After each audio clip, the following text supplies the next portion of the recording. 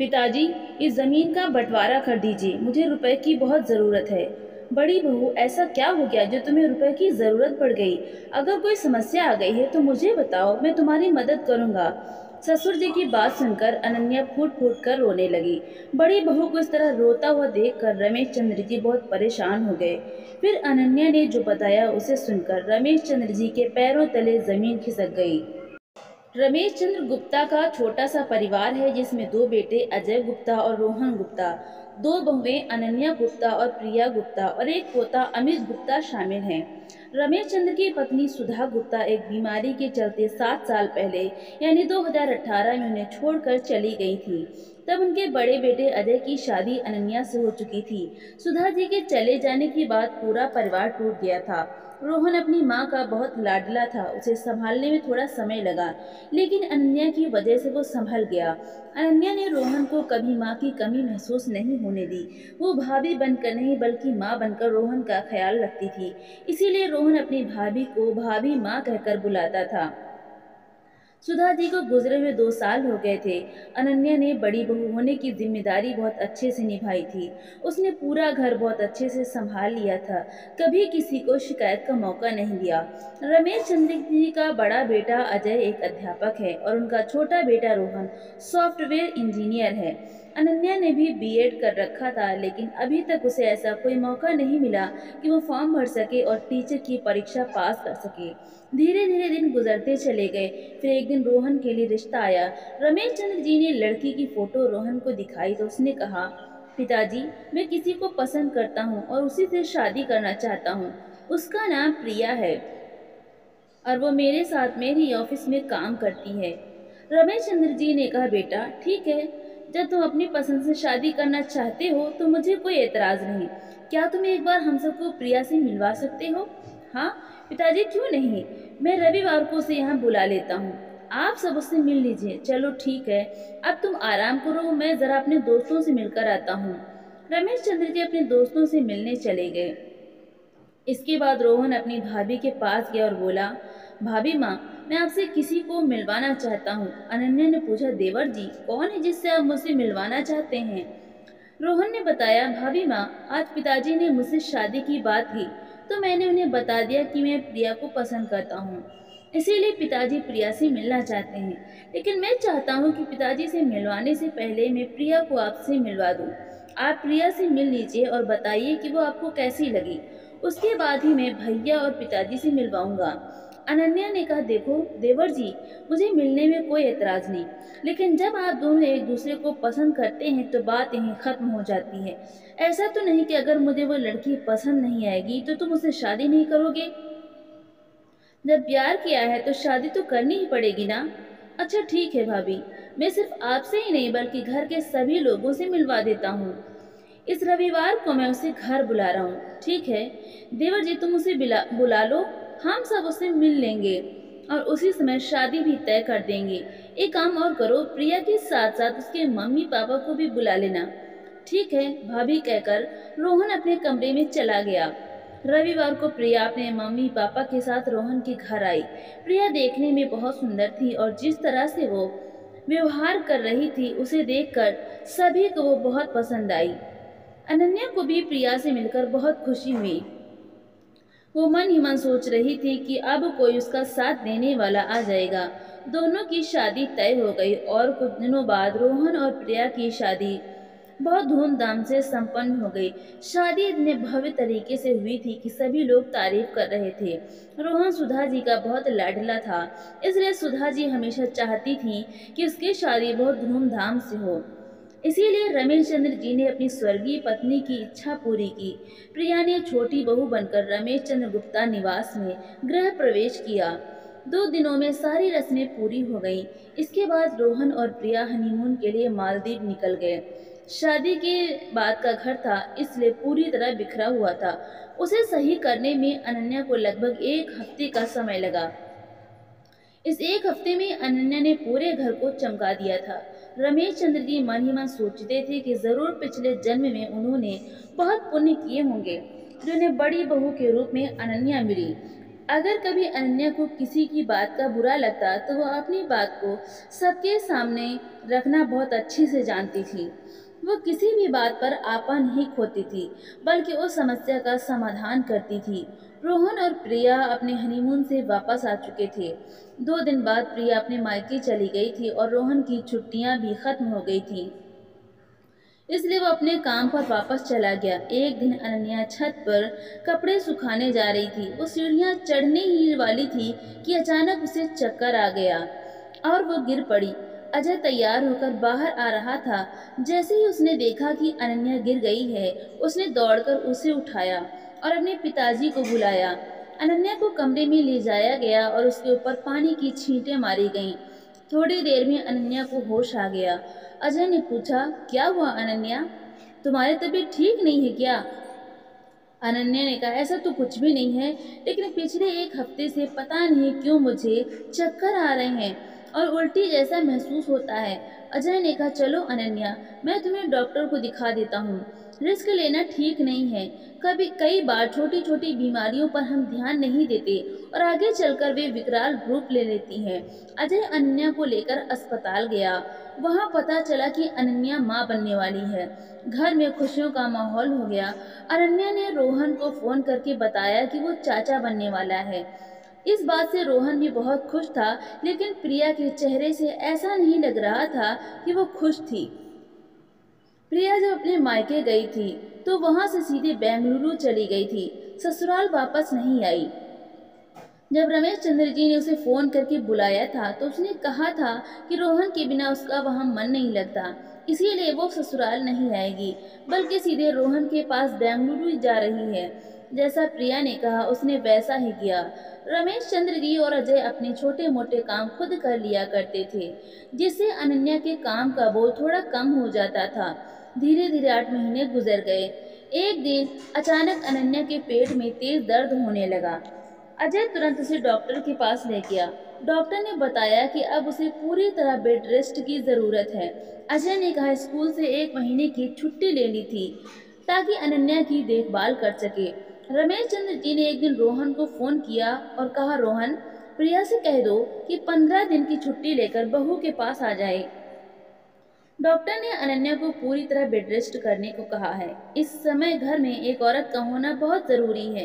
तुम प्रिया को यहाँ भेज दो, ठीक है? पिताजी, मैं प्रिया से कहता हूँ, वो आ जाएगी, कहकर रोहन ने फोन रख दिया। रोहन ने प्रिया से कहा, प्रिया, तुम कुछ दिनों के लिए भाभी के पास चली जाओ, उन्हें तुम्हारी जरूरत है।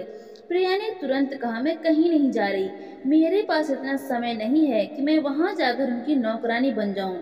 प्रिया, वो तुम्हारा भी घर है और भाभी भी तुम्हारी अपनी है। अगर तुम उनका काम कर दोगी तो नौकरानी नहीं बन जाओगी।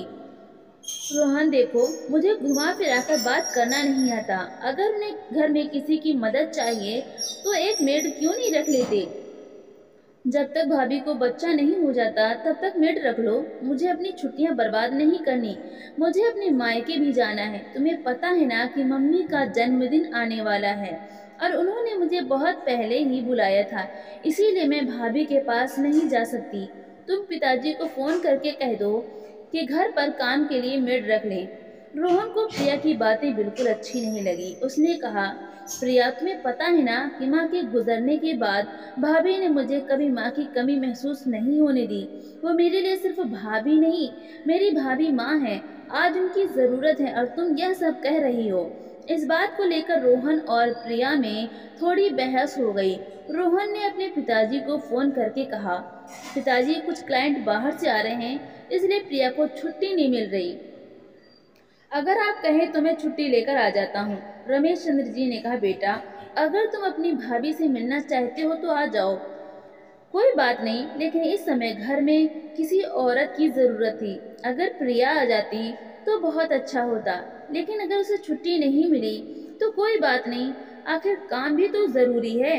रमेश चंद्र जी समझ गए थे कि प्रिया जानबूझकर घर नहीं आना चाहती, लेकिन रोहन कुछ दिनों की छुट्टी लेकर घर आ गया। रोहन को देखकर अनन्या बहुत खुश हुई, लेकिन जब उसने देखा कि प्रिया नहीं आई तो वो उतनी ही उदास भी हो गई।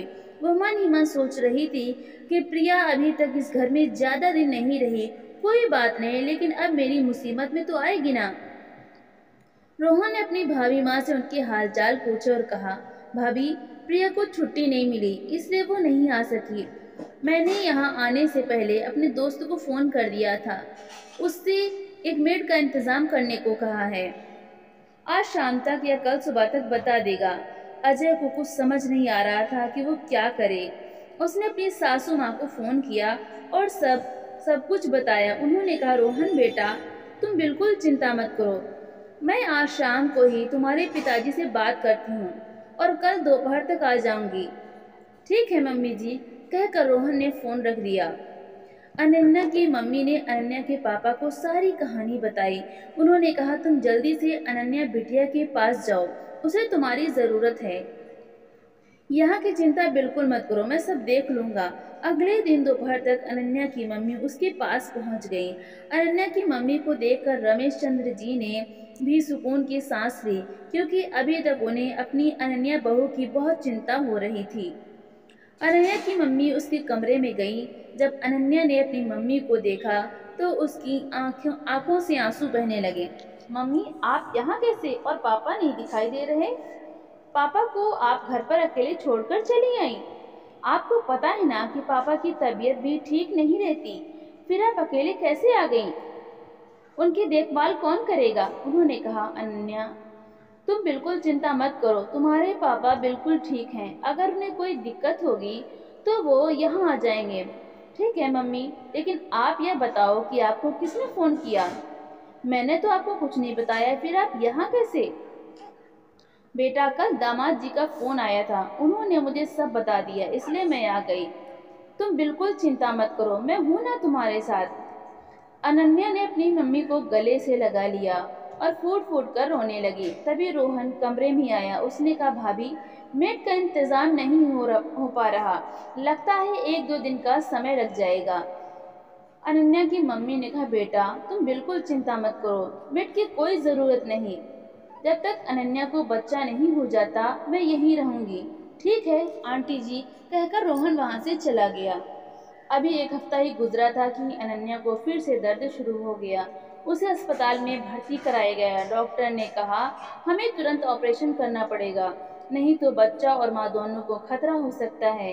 अनन्या को ओटी में ले जाया गया और वहाँ उसने एक प्यारे से बेटे को जन्म दिया। सबके चेहरों पर खुशियां साफ दिखाई दे रही थी। सभी लोग अस्पताल से घर आ गए। छठी का कार्यक्रम होने वाला था। रोहन ने प्रिया से कहा, प्रिया, मुझे तुम्हारा कोई बहाना नहीं सुनना, कुछ दिनों की छुट्टी लेकर चुपचाप यहाँ आ जाओ। प्रिया समझ गई कि रोहन नाराज है। उसने कहा, ठीक है, मैं 15 दिन की छुट्टी लेकर आती हूँ। प्रिया जब घर आई तो उसे देखकर अनन्या बहुत खुश हो गई। रमेश चंद्र जी प्रिया को देखकर मन ही मन सोच रहे थे कि प्रिया बहू, तुमने मेरी बड़ी बहू का साथ न देकर अच्छा नहीं किया। लेकिन उन्होंने प्रिया से कुछ नहीं कहा। छठी का कार्यक्रम बहुत अच्छे से समाप्त हुआ। अनन्या के बेटे का नाम अमित गुप्ता रखा गया। छठी के कार्यक्रम के बाद अनन्या की मम्मी अपने घर वापस चली गईं। अब घर की जिम्मेदारी प्रिया पर आ गई थी। पास में एक चाची रहती थी जो अमित की देखभाल के लिए आ जाया करती थी। लगभग 15 दिनों तक उन्होंने अमित की मालिश की, उसे नहलाया और उसका सारा काम किया। प्रिया बच्चे को थोड़ी देर गोद में लेती और फिर तुरंत अनन्या को दे देती। कहती, भाभी, बच्चे को लेने में मुझे डर लगता है। अब अनन्या धीरे धीरे अपने आप काम करने लगी थी। प्रिया ने कहा, भाभी, अब मेरी छुट्टियां खत्म हो गई हैं, मुझे रोहन के साथ बेंगलुरु वापस जाना होगा। अनन्या ने कहा, प्रिया, तुम मेरे पास इतने दिनों तक रही, मेरा ध्यान रखा, इसके लिए बहुत बहुत धन्यवाद। रोहन ने तुरंत कहा, भाभी, आपको धन्यवाद कहने की ज़रूरत नहीं, आपने भी तो मेरा ख्याल रखा था। क्या मैंने आपको कभी धन्यवाद कहा? तो फिर आप प्रिया को धन्यवाद क्यों कह रही हैं? आखिर प्रिया भी तो इस घर की सदस्य है। रमेश चंद्र जी ने कहा, सही कह रहे हो बेटा, अगर अपने ही अपनों के काम नहीं आएंगे तो दूसरा कौन करेगा? प्रिया मन ही मन सोच रही थी कि इन लोगों के प्रवचन खत्म हो तो मैं यहाँ से जाऊँ और अपनी पैकिंग शुरू करूँ, लेकिन इनके प्रवचन तो खत्म ही नहीं हो रहे थे। तभी प्रिया ने कहा, आप लोग बात कीजिए, मैं जाकर अपनी पैकिंग कर लेती हूँ, उसमें भी समय लगेगा। अनन्या ने कहा, प्रिया जाओ तुम अपनी पैकिंग कर लो। प्रिया वहां से चली गई, लेकिन रोहन अपनी भाभी की गोद में सिर रखकर लेटा रहा। भाभी माँ, अमित के आने से मेरे लिए आपका प्यार कम तो नहीं हो जाएगा ना? कैसी बातें कर रहे हो देवर जी? मेरे लिए मेरे पहले बच्चे तो तुम ही रहोगे। रमेश चंद्र जी सोच रहे थे, कितना खुशकिस्मत हूँ मैं जो मुझे ऐसी बहू मिली जिसने मेरे बेटे को अपना बेटा माना और उसे माँ का प्यार दिया। रमेश चंद्र जी वहां से चले गए। प्रिया की पैकिंग हो गई थी। शाम को उनकी फ्लाइट थी, इसलिए वे दोनों तैयार हो गए।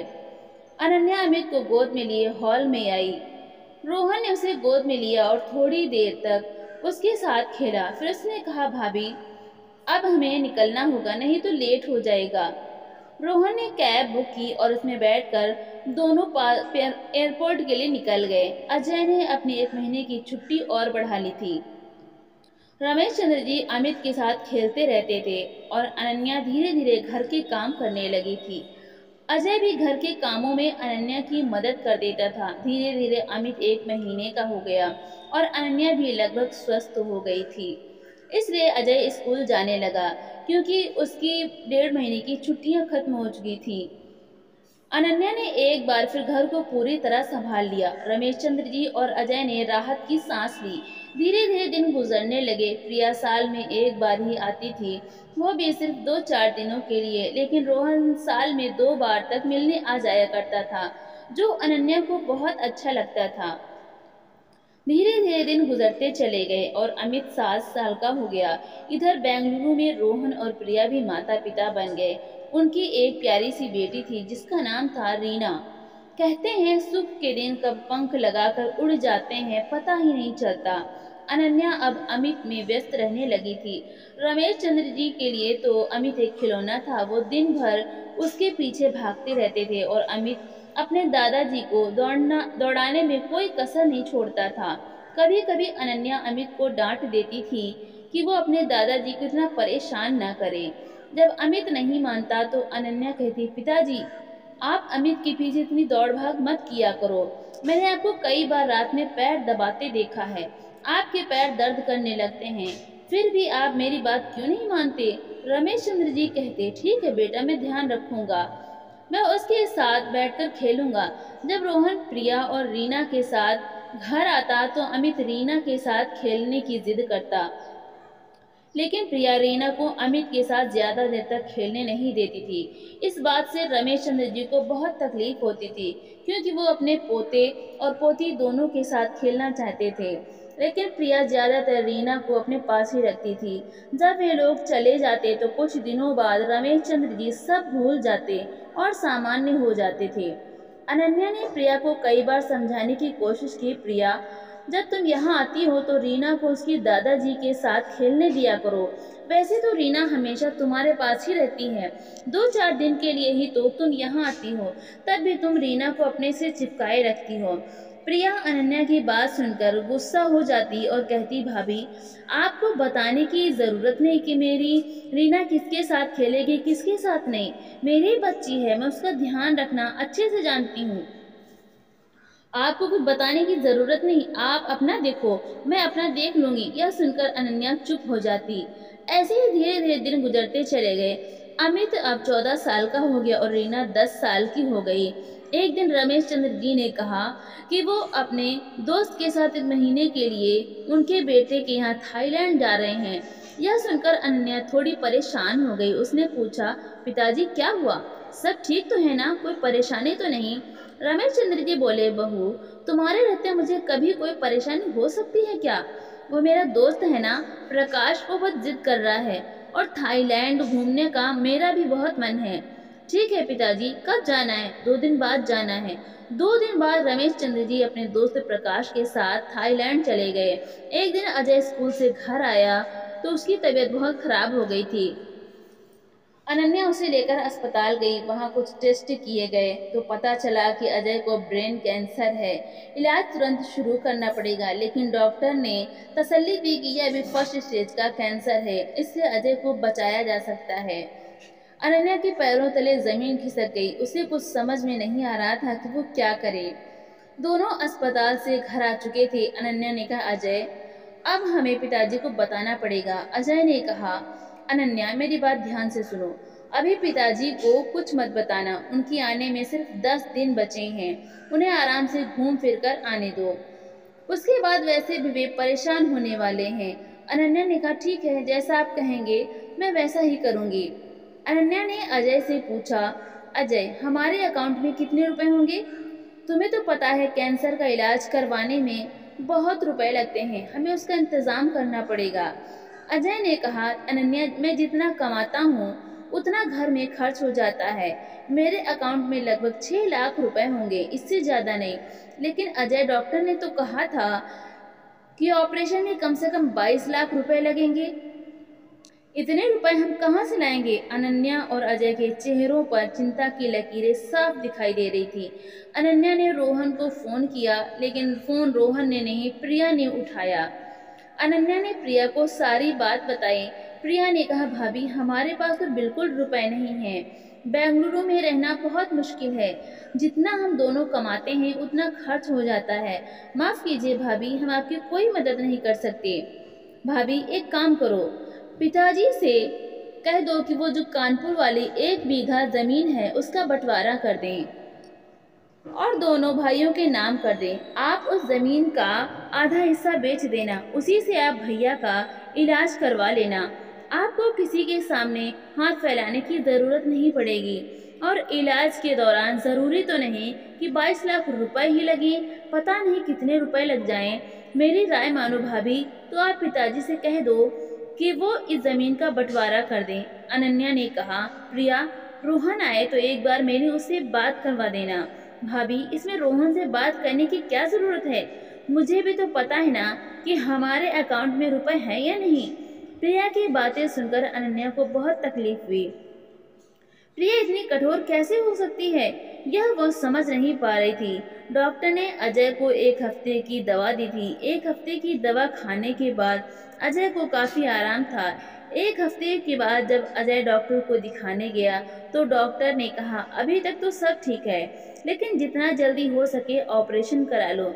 जी डॉक्टर साहब, 2 दिन बाद पिताजी आने वाले हैं, फिर मैं आपको बताता हूँ। 2 दिन बाद रमेश चंद्र जी घर वापस आ गए। उन्होंने महसूस किया कि घर का माहौल बहुत बदला हुआ लग रहा था। सुबह से शाम हो गई, लेकिन अनन्या के चेहरे पर रमेश चंद्र जी ने एक मुस्कुराहट तक नहीं देखी। अब उन्हें यकीन हो गया कि जरूर कोई बात है। सभी लोग रात का खाना खा चुके थे। अमित थोड़ी देर तक अपने दादाजी से थाईलैंड के बारे में पूछता रहा, फिर सोने चला गया। उसके जाने के बाद रमेश चंद्र जी ने कहा, अनन्या बहू, क्या बात है, तुम मुझे परेशान दिखाई दे रही हो और मैंने देखा अजय भी बहुत परेशान है। कोई बात हुई है क्या? मुझे बताओ ना। अजय ने अपने पिताजी को सारी बात बताई। जैसे ही रमेश चंद्र जी को पता चला कि उनके बेटे को ब्रेन कैंसर है, उनकी तो सारी दुनिया ही उजड़ गई। अनन्या ने देखा कि रमेश चंद्र जी के चेहरे से पसीना आने लगा। उसने तुरंत कहा, पिताजी, परेशान होने की जरूरत नहीं, अभी कैंसर की फर्स्ट स्टेज है, ऑपरेशन हो जाएगा तो अजय पूरी तरह ठीक हो जाएंगे। रमेश चंद्र जी और अजय अंदर ही अंदर टूट रहे थे, लेकिन अनन्या अपने पिताजी को धैर्य बंधा रही थी। रमेश चंद्र जी ने अजय की सारी रिपोर्ट मांगी और अपने दोस्त को भेज दी। रमेश चंद्र जी के दोस्त प्रकाश जी ने वो सारी रिपोर्ट अपने बेटे को भेज दी। जब प्रकाश जी के बेटे ने थाईलैंड के कैंसर स्पेशलिस्ट को यह रिपोर्ट दिखाई तो उन्होंने कहा कि परेशान होने की बिल्कुल जरूरत नहीं है, वो पूरी तरह ठीक हो जाएंगे। यह सुनकर रमेश चंद्र जी को थोड़ी तसल्ली हुई। अनन्या के मन में अभी भी पैसे का इंतजाम करने की बात चल रही थी। उसने अभी तक अजय को नहीं बताया था कि प्रिया ने उसे क्या कहा था। अनन्या मन ही मन सोच रही थी, रोहन का अभी तक फोन क्यों नहीं आया? क्या उसे अपने भाई की जरा भी फिक्र नहीं? मैंने तो कभी नहीं सोचा था कि रोहन इतना बदल जाएगा। अगले दिन अजय स्कूल चला गया। अनन्या ने रमेश चंद्र जी से कहा, पिताजी, वो जो आपने कानपुर वाली जमीन रोहन और अजय के लिए ली थी, उसका आधा हिस्सा मेरे नाम कर दीजिए, मैं उसे बेचना चाहती हूँ। यह सुनकर रमेश चंद्र जी को बहुत बड़ा धक्का लगा। उन्होंने कहा, बहू, मुझे अपने बेटे का इलाज करवाने के लिए जमीन बांटने की जरूरत नहीं, अभी मैं जिंदा हूँ, अपने बेटे का इलाज मैं खुद कर सकता हूँ। और यह जमीन बेचने की राय तुम्हें किसने दी? तुम्हारे दिमाग में जो तुम्हारे दिमाग में तो ये कभी नहीं आ सकता। मैं तुम्हें बहुत अच्छे से जानता हूँ। अब जो भी बताना है सच बताना। अनन्या ने सारी बात बता दी। रमेश चंद्र जी ने कहा, बहू तुम्हें पता है पिछले 17 सालों से जब से अजय की नौकरी लगी है उसने मुझसे खर्चे के लिए 1 रुपया नहीं मांगा। यहाँ तक कि मैंने उसे देने की कोशिश की तो उसने मना कर दिया। मेरी सारी पेंशन मेरे अकाउंट में पड़ी है। और बहू तुम्हें यह जानकर खुशी होगी कि मेरे अकाउंट में आज 20 लाख रुपए हैं। तुम्हें पता है तुम्हारे पिताजी को आज भी 80,000 रुपए पेंशन मिलती है। तुम बिल्कुल चिंता मत करो, अजय का इलाज मैं करवाऊंगा। मेरा बेटा है वो। और रही बात रोहन की तो अब उससे मैं बात करूंगा। तुम्हें मेरे और रोहन के बीच में पड़ने की जरूरत नहीं। रमेश चंद्र जी ने रोहन को फोन करके सब कुछ बताया। रोहन फूट फूट कर रोने लगा। उसने कहा, पिताजी प्रिया ने मुझे कुछ नहीं बताया। प्रिया ने अभी तक जो भी किया मैंने उसे माफ कर दिया, लेकिन यह बात छुपा कर उसने बहुत गलत किया। इसके लिए मैं उसे कभी माफ नहीं कर सकता। और पिताजी मेरे अकाउंट में भी 14 लाख रुपए पड़े हैं। फिर प्रिया ने कैसे कह दिया कि हमारे पास रुपए नहीं हैं? रोहन ने अपने पिताजी का फोन काट दिया। वो कमरे में गया और प्रिया से बोला, प्रिया तुम्हारे पास भाभी का फोन आया था। उन्होंने तुम्हें बताया था कि बड़े भैया को ब्रेन कैंसर है, लेकिन तुमने इतनी बड़ी बात मुझसे छुपाई। आखिर क्यों? तुम्हारी हिम्मत कैसे हुई मुझसे इतनी बड़ी बात छुपाने की? रोहन ने तुरंत अपना सामान पैक किया और अपने घर के लिए निकल गया। उसने प्रकाश अंकल को फोन किया और उनके बेटे का नंबर लिया। फिर उसे फोन करके उस डॉक्टर का नंबर लिया जहां अजय की रिपोर्ट दिखाई गई थी। थाईलैंड के डॉक्टर ने कहा, आप उन्हें 1 हफ्ते के अंदर लेकर आ जाइएगा, हम उनका ऑपरेशन कर देंगे। अगर जल्दी आ सकें तो और अच्छा। अगले दिन रोहन अपने घर के सामने खड़ा था।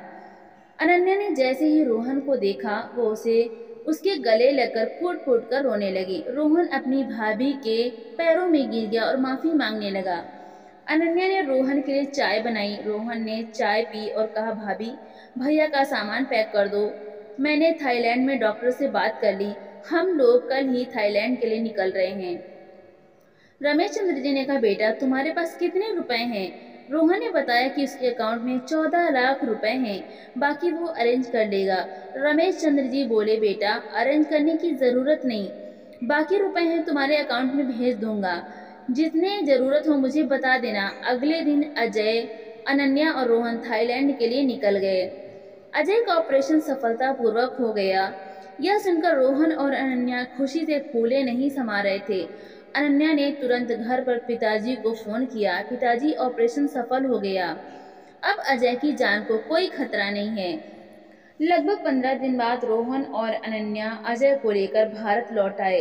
सभी लोग अजय को देखने आ रहे थे। 2 दिन बाद प्रिया, रीना और अपने माता पिता के साथ उनके दरवाजे पर खड़ी थी। दरवाजा रमेश चंद्र जी ने खोला। प्रिया को देखकर उनकी आंखें लाल हो गई। उन्होंने कहा, प्रिया तुम्हें इस घर में आने की जरूरत नहीं। भाई साहब, बहन जी, आप लोग मेरी बात का बुरा मत मानिए। आप लोग आए और अजय से मिल लीजिए, लेकिन अपनी बेटी से कह दीजिए कि वो बेंगलुरु वापस लौट जाए। मैं पहले से जानता था कि प्रिया पत्थर दिल है, लेकिन वो इतनी पत्थर दिल है यह मैं नहीं जानता था। वो बेंगलुरु में रोहन के साथ आराम से रहे, उसे इस घर में आने की जरूरत नहीं। प्रिया के माता पिता ने रमेश चंद्र जी के सामने हाथ जोड़ लिए और कहा, भाई साहब इस बार मेरी बेटी को माफ कर दीजिए, दोबारा ऐसी गलती इससे कभी नहीं होगी। प्रिया को भी अपनी गलती का एहसास हो रहा था। उसने कहा, पिताजी हो सके तो मुझे माफ कर दीजिए। तभी पीछे से अनन्या ने कहा, पिताजी प्रिया को माफ कर दीजिए, कभी कभी गलती हो जाती है, कोई बात नहीं। अनन्या बहू, हम इस बात को यही खत्म करते हैं। अब सब ठीक हो गया है तो उसे ठीक ही रहने देते हैं। अजय ने भी कहा, पिताजी माफ कर दीजिए, घर में आने दो। अजय के ठीक होने से घर में खुशी का माहौल था। भगवान की दया से अजय के ऑपरेशन को आज 12 साल हो गए। अजय बिल्कुल स्वस्थ है। मैं ईश्वर से प्रार्थना करता हूँ कि वो हमेशा स्वस्थ रहे। आशा करता हूँ कि आपको हमारी कहानी पसंद आई होगी। अगर आपको हमारी कहानी अच्छी लगी तो इसे लाइक और शेयर करें, चैनल को सब्सक्राइब करें। कहानी सुनने के लिए आपका धन्यवाद।